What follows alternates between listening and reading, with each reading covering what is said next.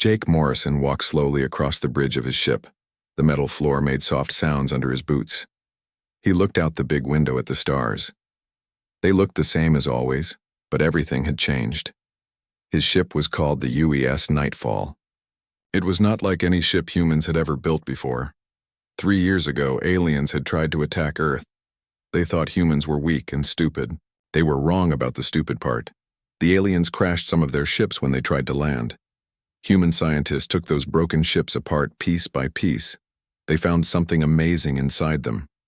The alien ships used something called dark matter to fly and fight.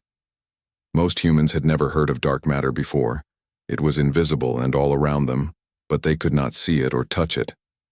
The aliens knew how to use it like humans used electricity, but they made one big mistake. They thought humans were too dumb to figure it out. Lisa Harper was a smart woman who worked for the Earth military. She was an admiral, which meant she was in charge of many ships and soldiers. When the alien ships crashed, she told her scientists to study them fast. She knew more aliens would come back later. She was right. The scientists worked day and night for months. They cut open the alien engines. They looked at every wire and every piece of metal. Slowly, they started to understand how dark matter worked. It was like learning a new language. But the language was made of invisible forces that could bend space itself. Ryan Burke was one of the best engineers on Jake's ship. He spent most of his time watching the dark matter systems.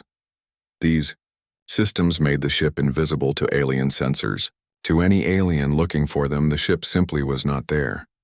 It was like being a ghost that could fight back. The ship had 12 others just like it floating in space nearby. All of them were invisible. All of them were ready to fight. The aliens did not know these ships existed. They still thought humans only had old rockets and simple weapons. Amy Collins sat at her computer station reading alien messages. She was good at understanding alien languages. The messages she read made her angry. The aliens were planning to attack Earth again. This time, they wanted to kill every human alive. They called it pacification, but it really meant murder. The aliens had formed a big group called the Galactic Council. This council had many different alien species in it. They all agreed that humans were dangerous and needed to be destroyed. They said humans bred too fast and asked too many questions. They said humans would cause trouble in the galaxy if they were allowed to live. The council had decided to send a huge fleet to Earth. The fleet would have hundreds of warships. Each warship was bigger than anything humans had ever built before. The aliens thought this would be easy. They thought humans would surrender or die quickly. But the aliens did not know about the dark matter ships. Admiral Harper had kept them secret for 3 years. Even most humans did not know they existed. Only a few hundred people knew the truth. They had all promised to keep the secret until it was time to fight. Jake looked at his crew working at their stations. Each person had trained for 2 years to use the new technology. Learning to fight with dark matter weapons was not easy. The weapons did not work like normal guns or missiles. They had to think about the target in a completely different way. Dark matter existed in a different part of reality than normal matter. When dark matter weapons hit something, they did not explode on the outside. Instead, they went through the target and exploded on the inside. It was like shooting through a wall to hit what was behind it. Enemy shields could not stop these weapons. Because the shields existed in normal reality, the ship's computer made a soft sound. A new message had arrived from Admiral Harper. Jake read it on his screen. The alien fleet was almost ready to leave for Earth. They would arrive in less than a week. It was time for the human ships to move to their fighting positions. Jake called his crew together in the main room of the ship. 24 people sat in chairs looking at him. They were the best humans Earth had for this job. Some were young and some were older. All of them knew they might die in the next few days.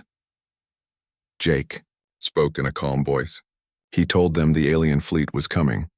He told them Earth was counting on them to stop the attack. He reminded them that their families and friends would die if they failed.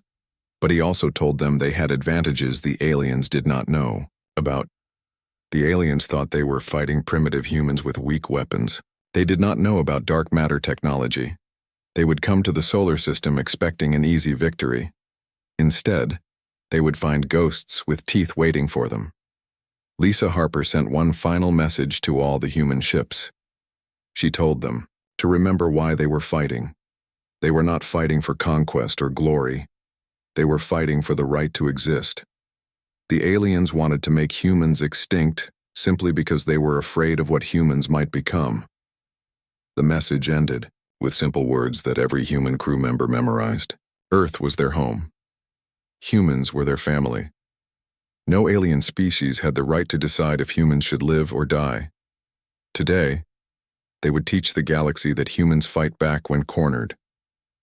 Jake felt the ship begin to move toward the edge of the solar system. Soon they would be in position to attack the alien fleet. The aliens would never see them coming. For 3 years, humans had prepared in secret. Now it was time to show the galaxy what Earth's children could do when someone threatened their home. The quiet time was ending. Soon the galaxy would learn that underestimating humans was a deadly mistake. The big meeting room on the alien space station was full of creatures from different worlds. They all looked different from each other, but they all had the same angry look in their eyes when they talked about humans. The leader of the meeting was a tall creature called Vextar. His skin was green and bumpy like a lizard. Vextar stood up to speak to the others. His voice was loud and harsh. He told the other aliens that humans were like a disease that was spreading through space. He said they needed to stop humans before they got too strong. All the aliens in the room agreed with him.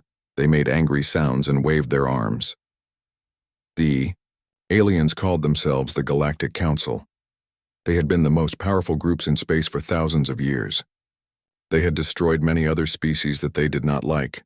They thought destroying humans would be just as easy. They were wrong, but they did not know that yet. On Earth, a man named Danny Rodriguez worked in a secret underground building. He was the best engineer the human military had. For months he had been building weapons that could use dark matter. These weapons were completely different from anything that had ever been made before. Normal weapons shot bullets or energy beams. These could be stopped by shields or armor, but Danny's weapons shot dark matter itself. Dark matter could pass through normal matter like it was not there. It was like shooting a ghost bullet that could kill real targets. Danny tested his weapons on old spaceships in secret. When a dark matter weapon hit a ship, something amazing happened. The weapon went inside the ship and broke apart all the atoms. The ship did not explode like normal. Instead, it just disappeared in a flash of light. There was nothing left behind, not even tiny pieces. Ben Tucker was the captain of a ship called the UES Shadow's Edge.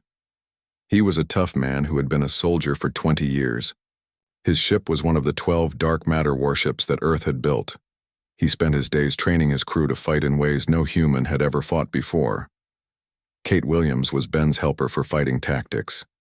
She was very smart and good with computers. She had studied all the messages that humans had stolen from the aliens. She knew exactly how the aliens planned to attack Earth. She also knew why their plan would fail badly. The alien battle plan was simple. They would bring hundreds of big warships to Earth. They would destroy all human cities from space. They expected humans to surrender quickly when they saw how powerful the alien weapons were. The aliens thought the whole war would be over in 3 days. Kate laughed when she read this plan. The aliens had no idea that humans had been watching them for years. Every alien message had been decoded. Every alien ship had been studied through telescopes.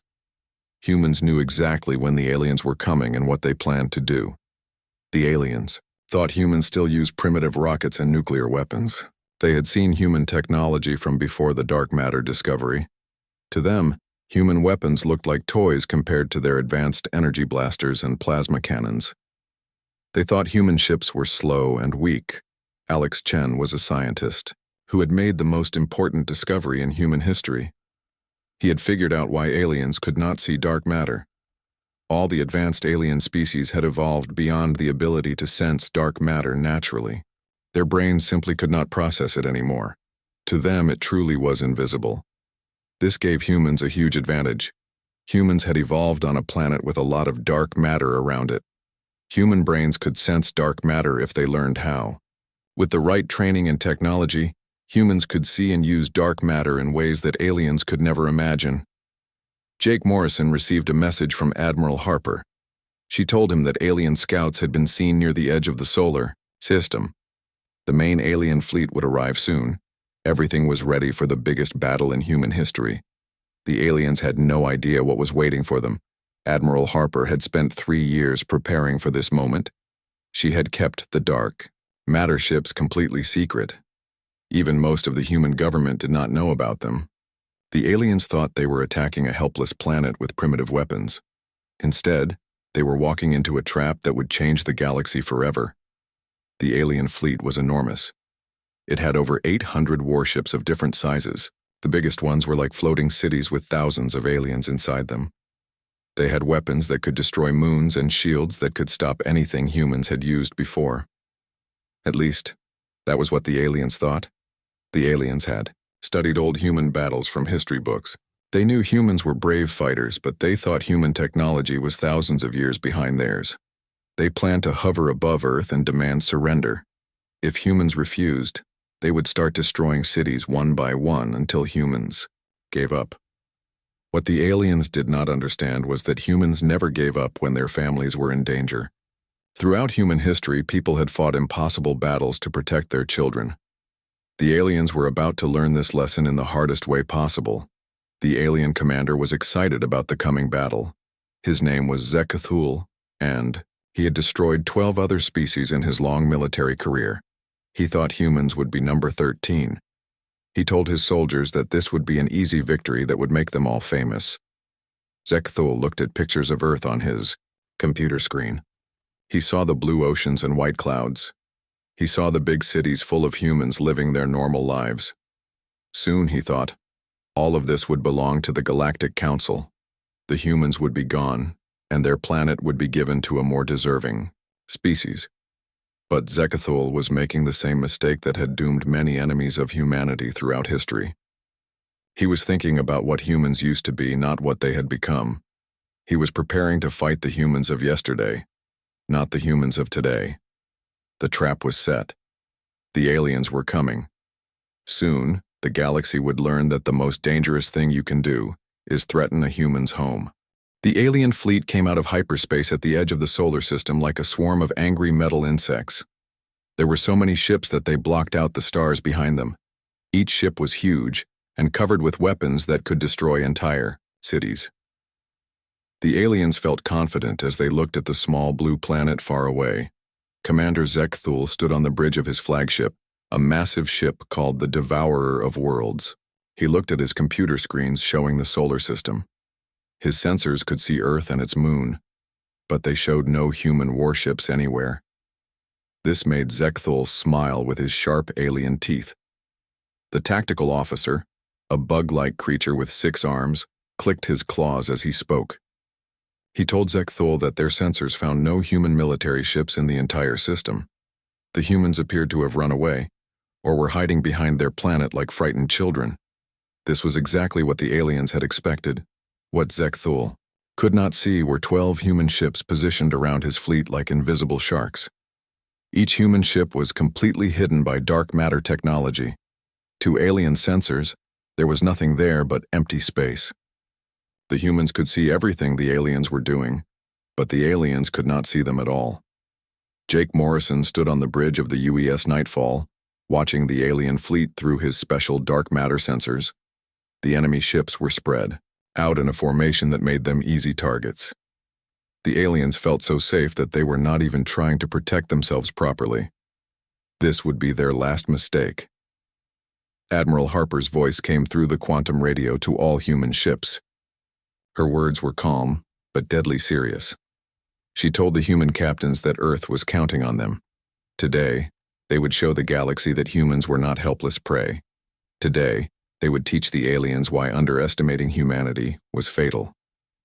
Jake looked at his crew. Each person was ready to fight. They had trained for this moment for years. Their weapons were charged and ready. Their ship was invisible and perfectly positioned. The aliens had no idea death was floating silently around them in the darkness of space. The order came at exactly the right moment. Admiral Harper's voice cut through the silence like a sword. She told all ships to fire at will. 12 human captains smiled and pressed their firing buttons at the same time. The galaxy was about to change forever. The first dark matter torpedoes hit the alien flagship before anyone knew what was happening.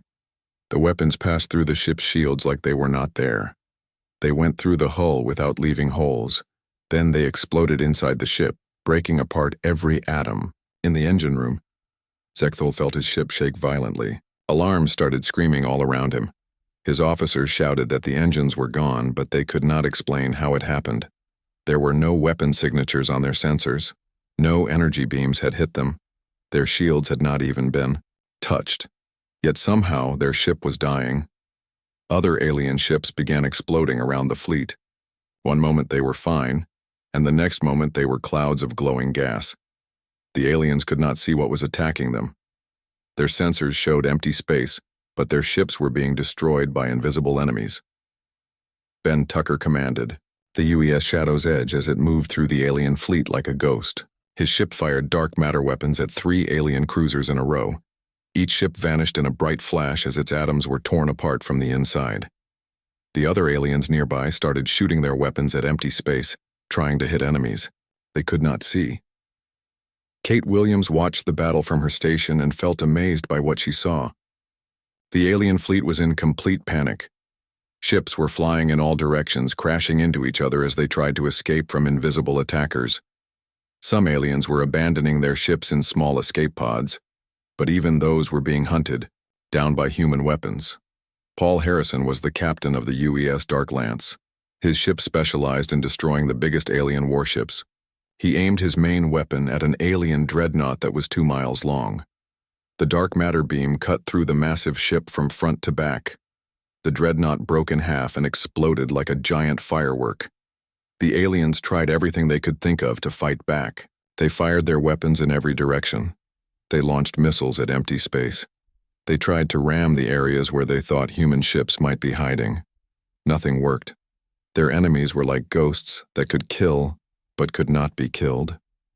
Lucy Martinez was the communications officer on Admiral Harper's ship. She listened to alien radio messages as the battle raged. The alien officers were screaming at each other in terror. They begged their commanders for orders, but no one knew what to do against enemies that could not be seen. Some alien ships tried to run away, but the human ships were faster. Dark matter engines could bend space itself, making the ships move at incredible speeds. Every alien ship that tried to escape was caught and destroyed before it could get far enough away. Commander Zekthul's flagship was slowly dying around him. Emergency lights flashed red as systems failed one by one. He sent desperate messages to the other alien fleets, begging them to send help. He told them that humans had impossible weapons and invisible ships. Most aliens who received his messages thought he had gone insane. The battle lasted exactly 37 minutes. When it was over, the entire alien fleet had been destroyed. Over 800 warships had been turned into glowing debris that drifted slowly through space. Not a single human ship had been damaged. The aliens never even found one human target to shoot at. Jake Morrison looked out at the wreckage floating around his ship. Pieces of alien metal caught the light from the sun and sparkled like deadly stars. It was beautiful and terrible at the same time. The galaxy's most powerful military force had been destroyed by 12 invisible ships and 48 human crew members. Admiral Harper sent a message to Earth. She told them the solar system was safe. The alien invasion had been stopped completely. Earth's leaders would need to prepare for what came next. The galaxy would soon learn that humanity had become the most dangerous species in space. But the real message was not for Earth. It was for every alien species in the galaxy.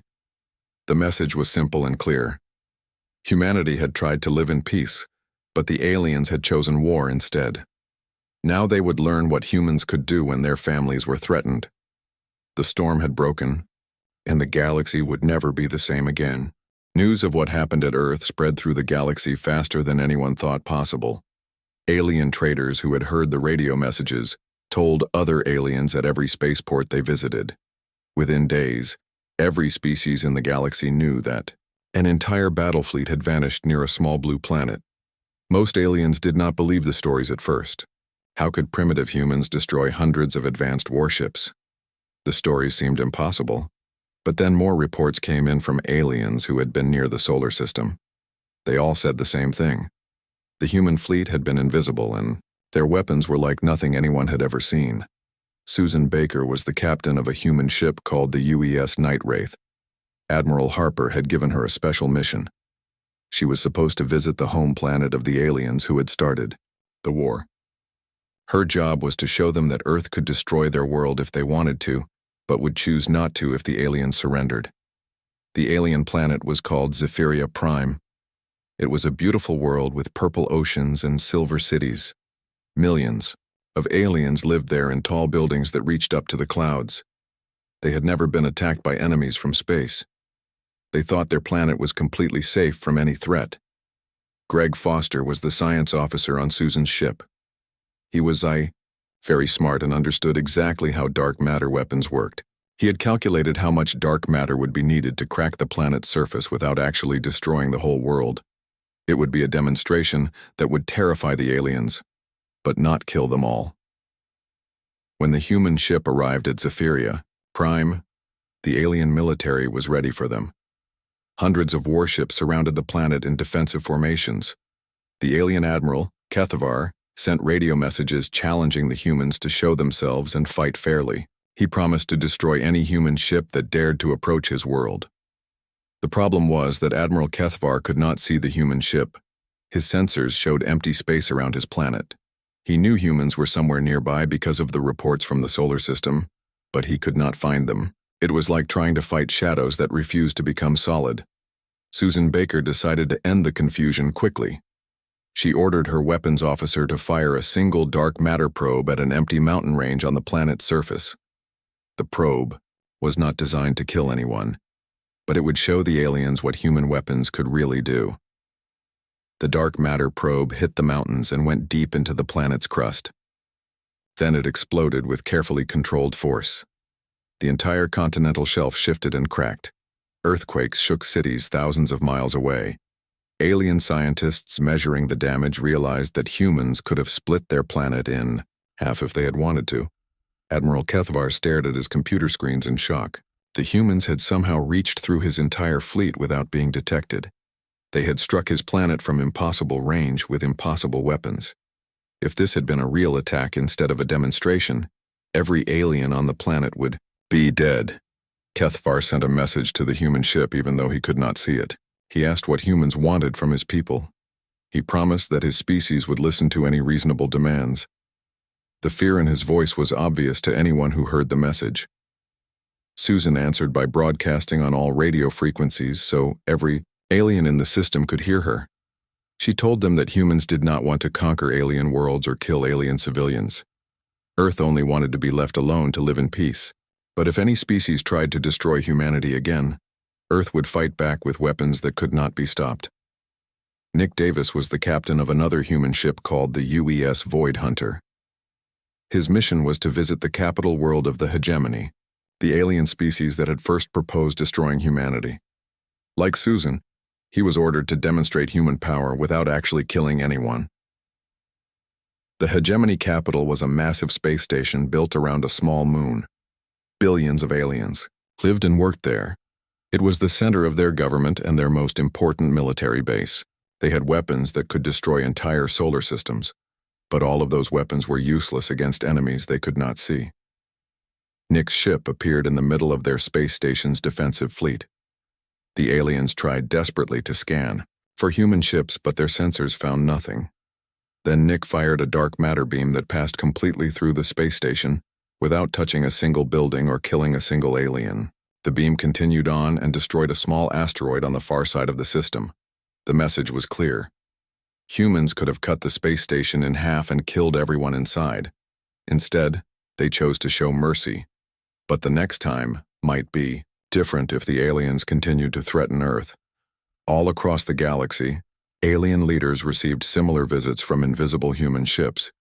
Each demonstration was carefully planned to show overwhelming power while avoiding unnecessary death. Humans destroyed empty planets, shattered asteroids, and moved moons from their orbits. Every alien species got the same message. Humans were now the most dangerous force in the galaxy. The Galactic Council called an emergency meeting to discuss the human threat. Representatives from hundreds of alien species gathered in their great assembly hall. They argued and shouted at each other, but they all agreed on one thing. Humanity had to be stopped before they conquered the entire galaxy. But how do you fight an enemy you cannot see? How do you defend against weapons that pass through shields and armor like they are made of air? The aliens had built their entire military strategy around technologies that were useless against human dark matter weapons. Some alien scientists tried to study the wreckage from the solar system battle, hoping to understand how human weapons worked. They found pieces of their own ships that had been changed at the atomic level. The metal had been transformed into substances that should not exist. It was like the humans had rewritten the laws of physics. Jake Morrison and the other human ship captains returned to Earth as heroes. They had not only saved their planet from invasion, but had also made humanity the most feared species in the galaxy. No alien government would dare to threaten Earth now, knowing that invisible human ships might be watching them from dark matter space. Admiral Harper met with Earth's political leaders to discuss what would happen next. The galaxy had changed, overnight. Humans were no longer a small, weak species trying to survive. They had become the apex predators of space, and every other species knew it. The demonstrations had worked perfectly. Alien fleets across the galaxy were standing down. Wars between alien species were ending as everyone became too afraid to fight while humans were watching. The galaxy was entering an era of peace, but it was a peace built on fear of human retaliation. But Harper knew the truth that the aliens did not. Earth had only 37 dark matter warships total. The galaxy thought humans had hundreds or thousands of invisible ships patrolling every corner of space. The fear was much bigger than the actual threat, and that fear was humanity's greatest weapon of all. The message had been delivered. The galaxy had received it loud and clear. Humanity was no longer prey. They had become the hunters, and everyone else had become the hunted. 6 months after the Battle of Sol, the galaxy looked completely different than it had before. Admiral Lisa Harper stood in Earth's new orbital command station, watching through the big windows as alien ships arrived every day.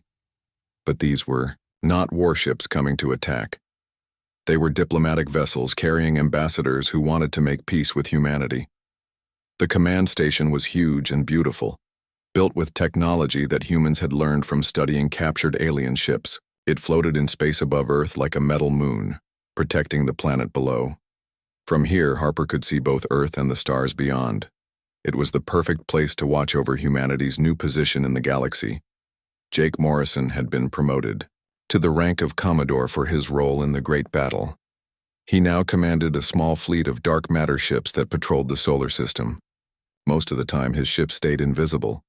But sometimes Jake would make one ship appear just to remind alien visitors that humans were always watching. The alien ambassadors who came to Earth were very different from the proud warriors who had tried to destroy humanity. These aliens were polite and humble. They brought gifts of advanced technology and offers of friendship. They all wanted the same thing, a promise that humans would not use their terrible weapons against alien worlds. Maria Santos had become Earth's first Minister of Galactic Affairs. She was a smart diplomat who spoke several alien languages. Her job was to meet with all the alien ambassadors and negotiate treaties. Every day, she received requests from alien governments asking for non-aggression pacts with humanity. The most surprising visitors were from the Draxian Empire, the same species that had sent the fleet to destroy Earth. Their emperor had sent his own son as an ambassador, along with gifts of terraforming technology that could turn dead planets into garden worlds. The prince apologized for his father's mistake and begged humans to forgive his people. Maria was amazed by how quickly the galaxy had changed. Before the battle, aliens had treated humans like annoying insects that needed to be swatted. Now those same aliens acted like humans were gods who could destroy entire civilizations with a thought. The fear in their eyes was obvious every time they looked at her. Ben Tucker had been put in charge of Earth's intelligence operations. His job was to gather information about what alien governments were really thinking and planning. What he discovered made him smile. Every alien species in the galaxy had stopped their military expansion programs. They were too afraid of attracting human attention. The reports that Ben read were almost funny. Alien fleets would not enter certain areas of space because they thought invisible human ships might be patrolling there. Trade routes had been changed to avoid systems where humans might be present. Some alien species had even stopped fighting wars with each other because they were worried about what humans might do if the fighting disturbed them. Kate Williams now worked as Earth's military intelligence analyst. She studied alien communications and military movements from her office in the command station. Her computer screen showed maps of the galaxy with thousands of alien ships marked on them. What she saw amazed her every day. Before the battle, the galaxy had been full of conflicts. Alien species were constantly fighting each other over territory, resources, and old grudges. Trade routes were dangerous because of pirates and raiders. Entire star systems were evacuated because of ongoing wars. But now, all of that had stopped, almost completely. The reason was simple. Every alien government was afraid that their conflicts might annoy humanity. They had heard the stories about invisible human ships that could appear anywhere and destroy anything. No alien leader wanted to risk having their entire species wiped out because they had disturbed human peace. Steve Johnson commanded Earth's new diplomatic security force. His job was to protect human ambassadors when they traveled to alien worlds. But most of the time, he had nothing to do. Alien governments were so eager to please humans that they provided better security than Steve could have imagined. When humans visited alien worlds now, they were treated like visiting gods. Alien leaders would clear entire cities just so humans could walk through them safely. The best hotels were reserved for human guests. Alien chefs competed to create meals that humans might enjoy. It was a complete reversal from the contempt that aliens had shown humans before. The Galactic Council had voted unanimously to give humanity a permanent seat on their ruling body. Not as junior members who had to ask permission for everything, but as senior peacekeepers who could make decisions about galactic law. The same aliens who had voted to exterminate humanity now begged for human approval of their policies. Amy Collins had become the head of Earth's Alien Relations Department. She coordinated all contact between humans and the various alien species. Her office received hundreds of messages every day from alien governments asking for guidance on everything from trade disputes to territorial boundaries. What amazed Amy was how eager the aliens were to follow human suggestions. If humans hinted that they disapproved of something, alien governments would change their policies immediately. If humans suggested a solution to a problem, aliens would implement it without question. The galaxy had become a place where human opinions carried more weight than alien laws. Jake Morrison often thought about the irony of the situation. Humans had never wanted to rule the galaxy. They had just wanted to be left alone to live their lives in peace. But by defending themselves so effectively, they had accidentally become the galaxy's unofficial rulers. Every alien species now looked to Earth for leadership and guidance. The best part was that the aliens still did not understand how human weapons worked. Their scientists had studied the wreckage from hundreds of destroyed ships, but dark matter technology remained a complete mystery to them. They knew humans could destroy anything in the galaxy, but they had no idea how to defend against it or build similar weapons themselves. Admiral Harper received daily reports from human intelligence agents throughout the galaxy. These reports all said the same thing. Alien military forces were being reduced every month. Research into new weapons had been abandoned. Some species were converting their warships into cargo vessels because they no longer expected to fight any wars. The galaxy had entered an unprecedented era of peace, but it was not the kind of peace that anyone had expected. It was not peace through understanding or cooperation. It was peace through fear. Every alien species was too terrified of human retaliation to risk any conflict that might attract Earth's attention. Harper knew the secret that kept this peace stable. Earth had built only 37 dark matter warships in total. The galaxy believed that hundreds or thousands of invisible human ships were patrolling every corner of space. But the truth was much smaller. The fear was far bigger than the actual threat. But that fear was working better than any army could. Galactic conflicts had dropped to nearly zero. Piracy had almost disappeared because criminals were afraid of invisible human patrol ships. Trade was safer and more profitable than it had ever been. The galaxy was experiencing the most peaceful period in its recorded history. Jake Morrison stood on his ship's bridge, looking out at the stars. Somewhere out there, billions of aliens were going about their daily lives in peace because they were too afraid to fight each other. It was not the future that humans had planned, but it was a future where human children could grow up safely. The galaxy had gone silent, not because humans had destroyed its voice, but because Earth's children had spoken so loudly that everyone else had stopped talking to listen. In the vast cosmos, the lesson was simple and clear. Never underestimate the species that crawled up from gravity wells through pure determination and stubbornness. Humanity had not conquered the galaxy through force. They had taught it to conquer its own violent nature through the power of absolute fear.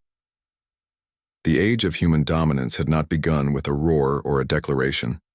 It had begun with silence.